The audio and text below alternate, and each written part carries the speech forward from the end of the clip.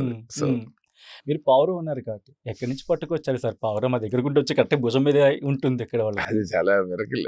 అవునా? ఆ! ఎట్లా సార్ ఇది? క్లైమాక్స్‌లో అయితే మరీను ఆ! అసలు ఎక్స్‌పెక్ట్ చేయలే. ఓకే. ఎందుకంటే అవుట్‌డోర్ కొండ మీద హ్మ్. వర్షం వస్తుంది. హడావిడిగా మీరు చూస్తే సాంగ్ డ్రెస్ కూడా మార్చకుండా పెట్టి తీసేసాం.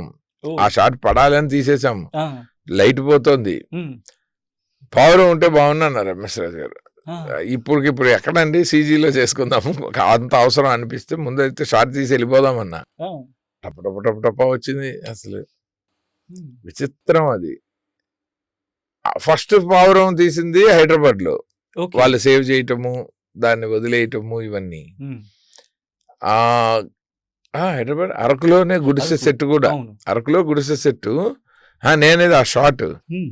వాళ్ళు దాన్ని ఇలా వదలటం అన్నది హైదరాబాద్‌లోనే చేసినట్టు గుర్తు నాకు. ఇప్పుడు ఓకే. సరిగ్గా గుర్తు రావట్లేదు మీరు అడిగితే. హ్మ్. హ్మ్. అయితే ఆ పౌరం, ఈ పౌరం ఒకటి కాదు. ఆబ్వియస్లీ కాదు. అది ఎక్కడి నుంచి ఎగురుకుంటూ వచ్చిందో తెలీదు. వాహ్!